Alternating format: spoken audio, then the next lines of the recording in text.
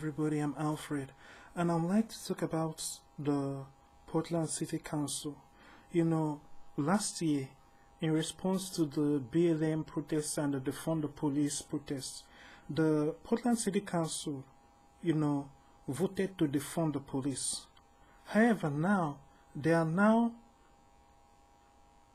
on pace to actually break records when it comes to the number of shootings and homicides in Portland. Now, it goes without saying, this is not a big surprise for anybody with common sense. When you defund the police, when you take away that security, what else do you expect but for criminals to run rampage? Now, people need to understand this. You can't sit back and do nothing.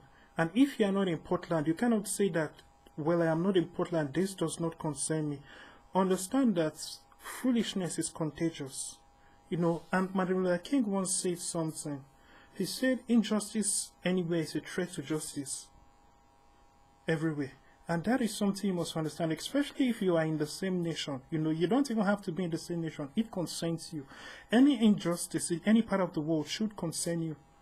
Now, the world is run by people who take advantage of organizations that can break through barriers of borders and then push forth their will. A lot of times in the name of justice, in the name of social justice, and in the name of the common good and trying to help people. But a lot of times it is all about control. The UN, the World Economic Forum, the World Bank, all these organizations, even a lot of worldly charities, a lot of them are responsible for a lot of the poverty and debt that a lot of third world nations, or falsely so-called, are in.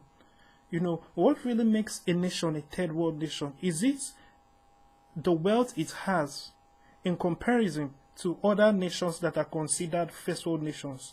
Or is it its asset column versus its liability column? You have to get things straight and understand what a healthy bank balance sheet is. Nations should have a healthy balance sheet. A lot of charity that is done to so-called third world nations put them in poverty that they weren't in before. Let us say that a nation does not have good roads, it does not have beautiful airports like the first world nations have. But guess what? That nation right now, let's say it's not in debt, it's not owing anything. By the time that the so-called charity organizations are, the UN and the World Bank and all of that provide all these facilities for these nations, facilities that the people in those nations don't know how to monetize, and they wouldn't be given the ability to monetize it to pay the bills. But first of all, now they have gotten deep into debt that they cannot pay. And of course, there is interest. So even when the people are making money, the interest is rising, so they are forever in debt. And then the manipulation of international currency through inflation rates, and through things like the Federal Reserve and World Bank, this trading, the forex markets, it manipulates currencies in such a way that the currencies of Western nations, the currencies of first world nations will always be greater. So Africans and third world nations need to start seeing their resources as the real currency. Because if they are looking at paper currency, if they are looking at the currency that they are printing in their own central bank, like if Nigeria is looking at the Naira, the value of the Naira is strongly related to the value in the international markets, the value of the dollar and the value of other currencies. So that fits into it. You see, but your resources are your resources. The oil you have in the ground is the oil that you have in the ground. The cocoa that you have in the ground is the cocoa that you have in the ground. The natural resources that you have, and even things that may not be recognized as natural resources, but are. For example, sand. Sand is an integral part of creating microchips that are inside computers. Many people don't know that. There are a lot of things that you look around you and you take for granted, but it is actually money. And you need to check out my book, Money Grows on Trees, which actually explains that everything is money because everything has value. And as long as it has value to somebody, that is money. You just have to, if you want to take advantage of it, you have to figure out the way that you will take the value from it and deliver it to somebody it has value to. And when you create a system to do that, that is a business. But everything around you, your internet connection, you can share your internet connection with somebody for a fee. You can even there are so many different things that you can do with every single thing that is around you. You are watching me now on the internet. You can get paid for watching videos. You can get paid for listening to music. There are a lot of people who upcoming musicians who want people to listen to their songs. There are websites. You can even start your own. Start your own app where people can actually get paid for listening to music or get paid for watching videos. So all those kind of things, it's very interesting, and you have to understand it. There's money all around you. You just have to figure out how to convert money in whatever form it is, to paper money, or basically in a way that it is actually going to create an asset which is the best, which is bigger than paper money, because paper money is going to pass away, and that currency is manipulated to work against the favor of especially those who hold it. That is why, the value of every currency drops. You have to multiply currency. You have to multiply value. So that is what it's about, and have ownership of that great volume of value. And when you do that, you use it for good. Now, back to the Portland situation. You see, it goes without saying, look at how dumb people are. This is just common sense. A kid should know that if you take away police security, crime will rise. When you defund the police, what do you expect? Were you thinking that the police were doing nothing? And this should be a case study, and people should look at it and say, wow, BLM is wrong. BLM has caused more deaths to African Americans than any other thing in the past 100 years. But I'll say, no, that will be abortion. Abortion has caused more deaths and destruction to African American communities, and groups. That is number one killer, when it comes to natural things, that is the number one. The number two will be BLM, then if you want to look at so-called natural things, you can look at heart disease and stuff like that. But the point that I'm making is that we, as Christians, we can't keep allowing evil people, and in this case, dumb people who are not smart enough to understand that 1 + 1 is equals to 2.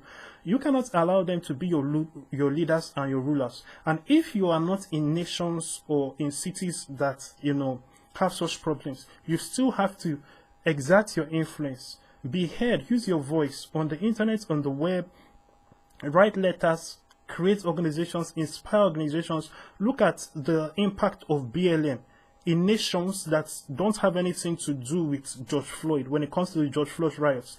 Did you know that there were George Floyd murals in Afghanistan?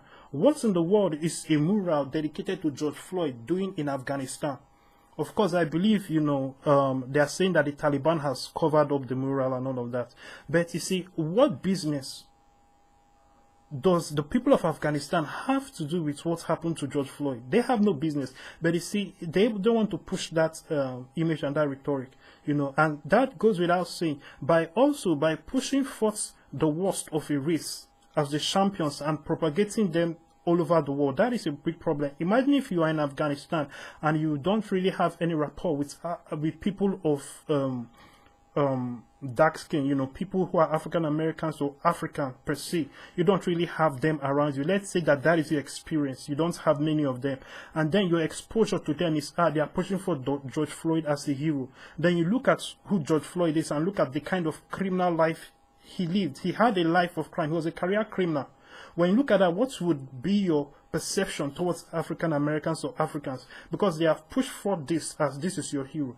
It's just like South Africa. Let us say you look into the life of Nelson Mandela and you see very funny things, but you didn't know anything about you don't really have exposure to a lot of South Africans. You would think that, wow, if this is the best among them, this is how all of them are.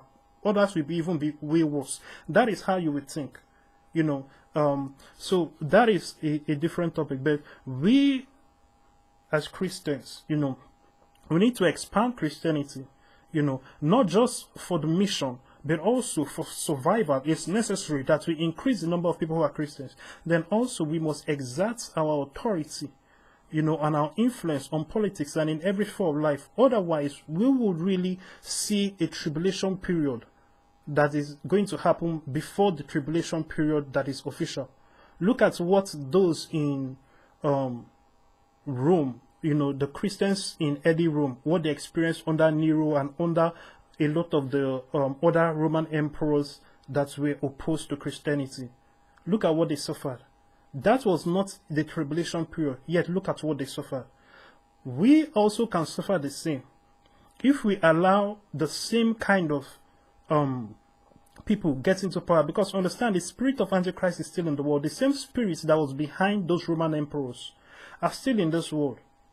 But thankfully, there have been a move of Christian influenced men in politics. We started from the Catholic Church and the Roman Empire, and of course there's so much to say about the Catholic Church, but that was not true Christianity, and that is also a leftover of what is from the Roman Empire. The current Catholic Church is a leftover of that, but you see, that changed the attitude and the perception of Christianity. But the thing is that it also changed the meaning of Christianity. But now we have gotten closely back. At least a lot of people have now gotten a refreshing. We now know really what Christianity is, and a lot of us, like me, are Christians. We have a true understanding of Christianity as Christ meant it to be, not what the Roman Catholic Church wants it to be.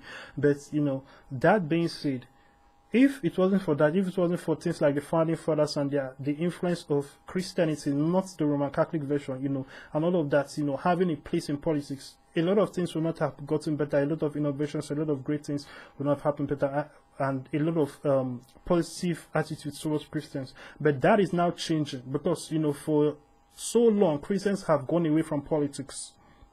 Christians have moved back when it comes to our influence. What is our presence in school, in our educational system? You say Christianity is not allowed. What is our presence in the arts, the entertainment? When you look at movies and all of that, it is always bashing Christianity but pushing forth witchcraft. Look at all the stuff on Netflix. They put, when it comes to the supernatural, you see a push for the supernatural, but it's witchcraft, and wishes, good wishes and all of that. Wishes doing good things, charmed, bewitched, this, that. This piling up to witchcraft, but at the same time they diss Christianity and supernatural from Christianity as it is crazy. That being said, check out alfred.vip for more. God bless you.